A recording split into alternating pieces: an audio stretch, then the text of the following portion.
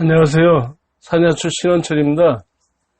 건설공사를 할 때 갑과 을 양 당사자 간의 분쟁이 발생하여 법원 소송이 진행되면 시간과 비용이 많이 발생하게 되죠.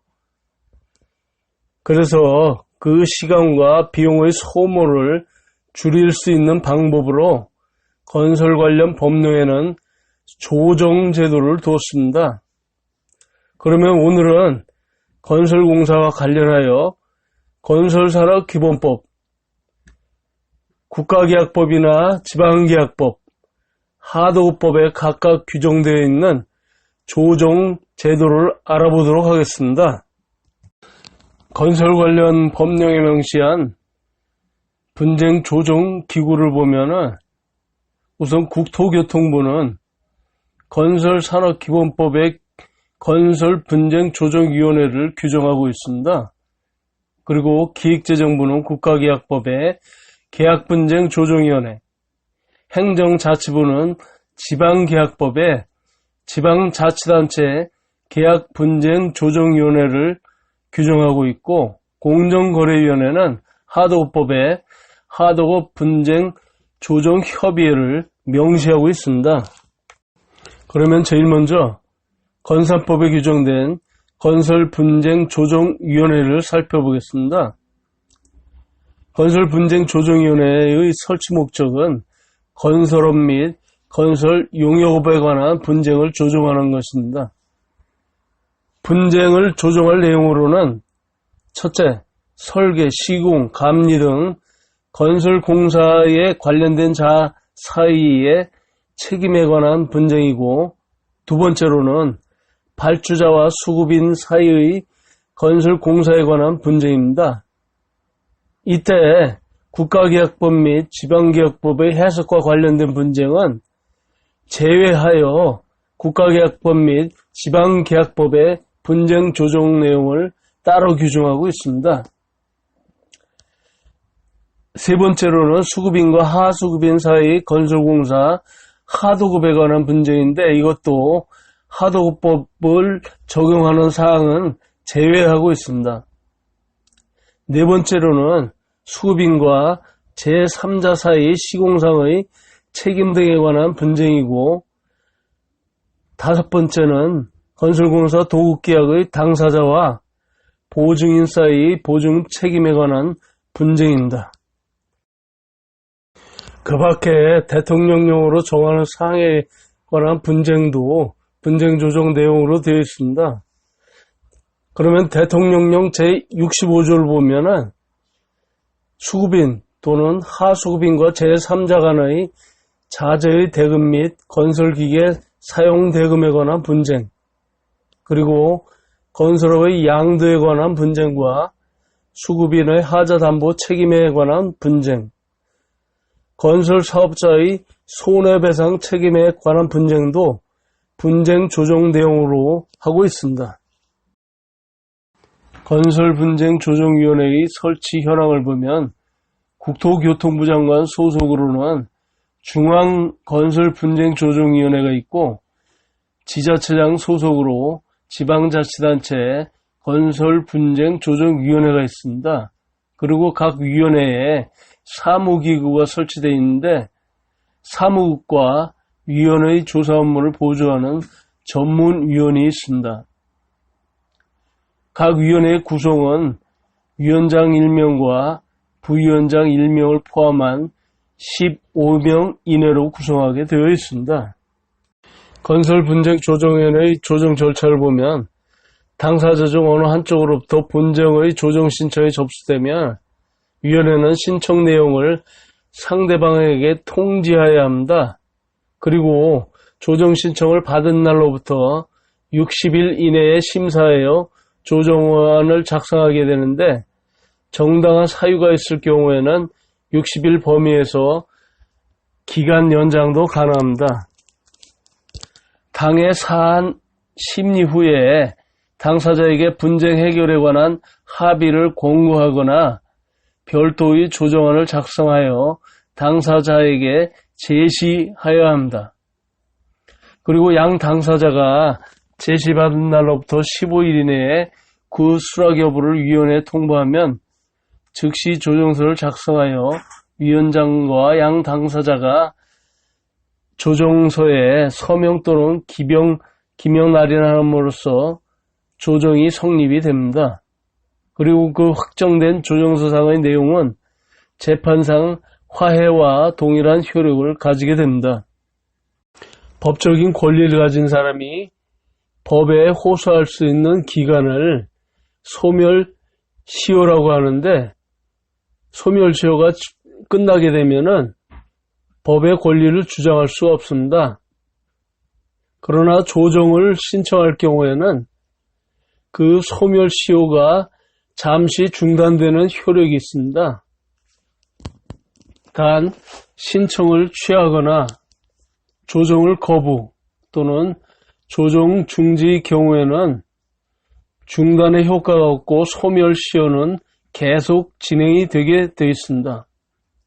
그리고 일단 중단된 시효가 새로 진행되는 경우가 있는데, 그 첫 번째는 조정서를 작성하고 위원장과 각 당사자가 서명 또는 기명 날인한 경우와, 두 번째, 당사자 일방 또는 쌍방이 조정 결정에 동의하지 아니한다는 의사를 표시한 경우입니다.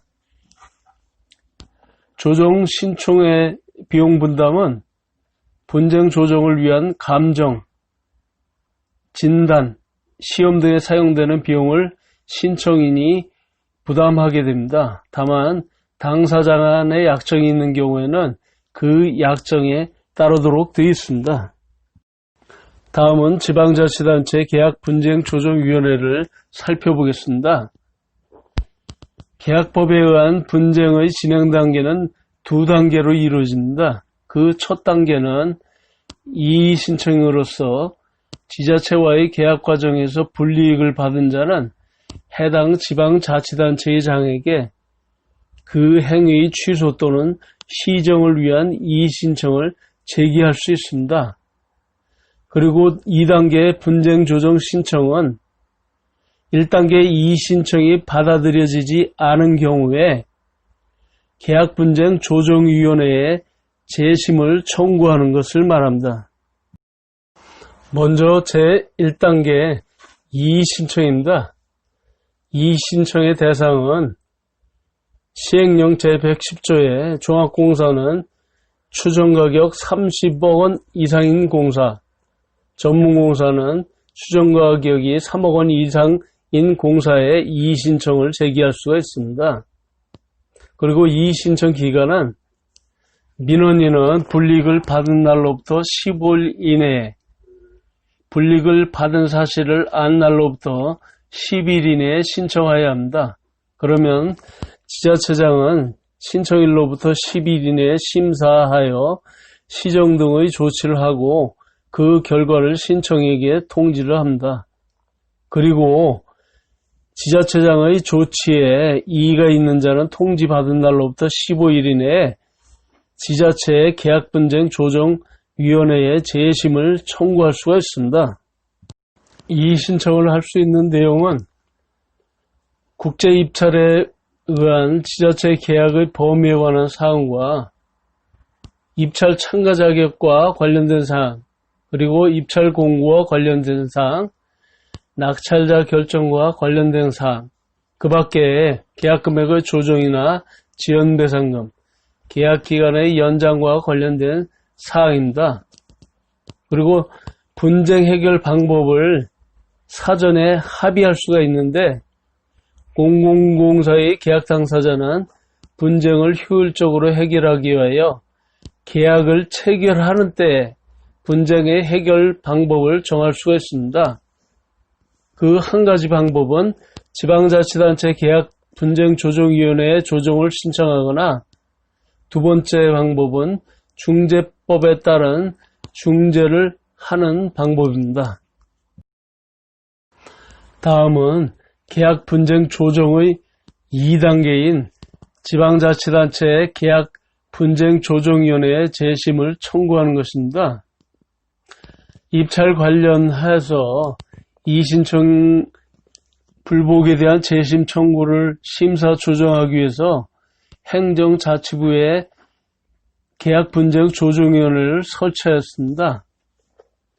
계약분쟁조정위에 재심을 청구하게 되면 계약 절차 등이 중지되는데, 심사 조정에 착수하는 경우 청구인 및 지자체장에게 그 사실을 통지하고 조정이 끝날 때까지는 그 입찰 절차를 연기하거나 계약 체결 및 이행 중지를 명할 수가 있습니다. 그 조정의 중지는 의견을 접수한 후에 7일 이내에 서면으로 하여야 합니다. 그리고 심사 조정 기간은 재심 청구를 받은 날로부터 50일 이내에 심사 조정을 하고, 심사 조정이 끝나게 되면 그 결과를 지체 없이 청구인 및 지자체장에게 통지를 하여야 합니다. 그리고 통지를 받은 청구인이 15일 이내에 이의를 제기하지 않을 경우에는 재판상 화해와 같은 효력이 발생이 됩니다. 그리고 재심 청구에 대한 비용 부담은 청구인이 지도록 되어 있습니다.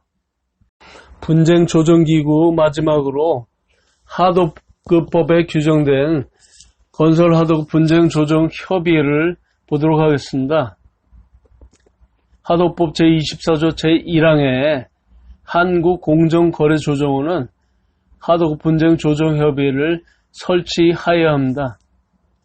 그리고 사업자단체는 공정거래위원회의 승인을 받아서 협의회를 설치할 수가 있습니다. 한국공정거래조정원은 독점규제법에 규정된 법정 의무기관으로서 설치는 공정거래위원회가 합니다. 그리고 조정원의 인원은 위원장을 포함 7명이며 그 기능은 분쟁 당사자가 요청하는 하도급 거래의 분쟁에 대한 사실 확인 및 조정을 하도록 되어 있습니다. 그리고 하도급법에 의한 임의기관으로서 사업자단체는 하도급 분쟁조정협의회를 설치할 수가 있는데, 현재 건설 분야는 건설하도급 분쟁조정협의회를 대한전문건설협회와 대한건설협회가 공동으로 논현동 건설회관에 설치를 하고 있습니다.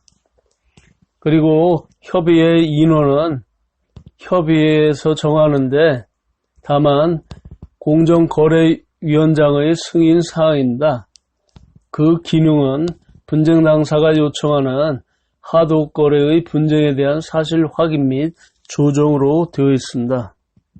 하도급 분쟁조정협의회의 분쟁조정 신청 대상은 계약 체결 및 유지 단계에서는 부당한 하도급 대금 결정 및 감액행위, 그리고 원사업자의 선급금 지급 불이행 행위, 설계 변경이나 원재료 가격 변동에 따른 하도급 대금 조정 의무 불이행 행위, 물품 등의 구매 강제 행위, 부당한 위탁 취소 또는 수령 거부나 지연 행위입니다. 그리고 완성 및 하도급 대금 지급 단계에서는 하도급 대금이나 지연이자, 어음 할인료에 대한 미지급 행위, 부당한 목적물 등의 반품 행위, 수급 사업자의 의사에 반하여 대금을 물품으로 변제하는 행위, 부당한 검사 기준 적용 행위 등입니다. 그리고 위법 행위로서 수급 사업자의 신고 또는 조정 신청을 이유로 하는 원사업자의 보복 조치와 우회적으로 하도급 적용을 회피하는 행위 등입니다. 기타 하도급 거래에서 발생하는 분쟁이 조정 대상으로 되어 있습니다. 이상으로 오늘의 강의를 마치겠습니다. 항상 시청해 주셔서 감사합니다.